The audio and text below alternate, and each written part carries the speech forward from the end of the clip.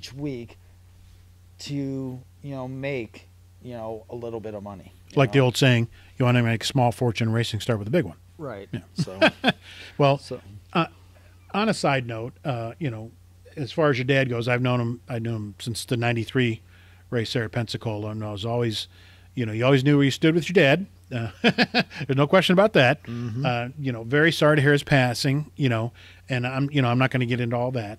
But I guess my final question for you is what kind of legacy does Paul Hahn? I mean, we really don't write our own legacies, but if you could, what would you want your legacy to be in auto racing, for either you or the family or both? I mean, your dad kind of wrote his own because of his very dominant personality, but how about Paul Hahn? I was always the quiet one. I never really, I was never the type that would want all kinds of publicity on me. I just wanted to do what I loved to do. And, my dad definitely, steered me in the right direction on how to do things and how to do them right. I don't mean to paint your dad as mean. For people that are listening to this, I'm not saying that, but I'm just saying your dad was black or white, hot or cold, definitely. Yeah. I mean, not mean, not malicious. He would do anything for anyone. Yes. I mean, and that's the thing with the trucks. If some competitor had an issue or needed a part or something like that, my dad would be the first one to give them something, as long as it wasn't off my truck. Right. But, he was... That sounds like a good legacy. My dad was an innovator. I mean, yes. He was... And I don't know if this is good or bad, but he made the street stock division. Him and Butch Giles made the street stock division the way the street stock division is now. And it's, I don't know if that's good, because it made it a lot more expensive to run the street stocks at Flat Rock after him and Butch. But, and that was one thing. Money was not an option to him if he knew it was going to work. And I can say it now because, at the time it was all hush hush, but when we ran the V6, there was never really an intake rule.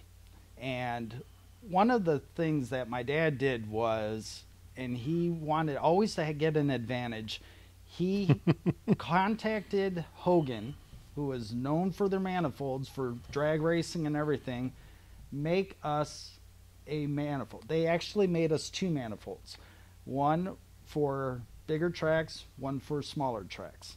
And we put them on the Earl's motors, and oh my God. Took off. It took Rest off. is history. Everyone wanted to know what those manifolds were, but we never told them. Right.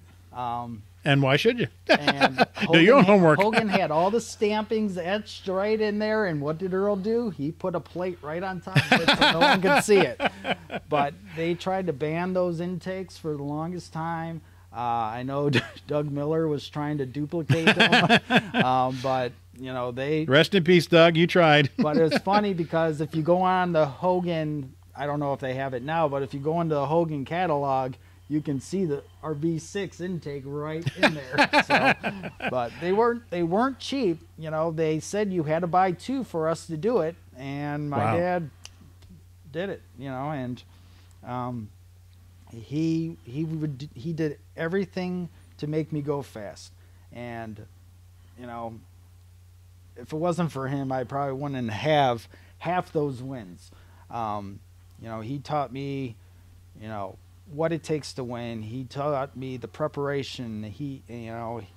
Towards the end, he basically watched me do everything. He watched me scale. He watched me, go through the truck. He watched me and Earl go through the motor at times. He basically, at the track, he's the one that would, be my crew chief. He would be the one that would do the, ask me what the truck's doing, and he would do the tires. And I mean, I miss him a lot. I mean, he taught me so much, and I wish he was still around where he could help teach my boy the stuff he taught me. Yep. And but your dad was a teacher. He taught me a lot. Yeah. My legacy, I don't see me having a legacy. I mean, I did what I loved to do. I mean, I loved racing, and I still love racing. I watch racing all the time. I don't sim race like some of the other guys. I used to do it quite a bit, but I don't do it as much anymore. But I love the speed. I love the adrenaline it gives you when you first strap in before the race, how nervous you are, and then once that green flag drops, you're in your own zone. It's you're in your own little world, and it's the friendship that you get at the races, and it was probably besides my wife and my son being born, it was probably the best time of my life because I could be with my family and friends. So on that note, I don't know if anybody would want a better legacy. So and by the way, Taylor Cops, don't listen to what Paul said, that he still loves the speed, so as he's leaving the shop every night. But anyway, we greatly appreciate you being on the show. This is part 3 of 3 with ARCA Lincoln Welders and ARCA Truck Series champion Paul Hahn, who's the Hahn name has definitely left a legacy in the motorsports world, and we appreciate you being on the show. Thanks again. Thanks, Paul.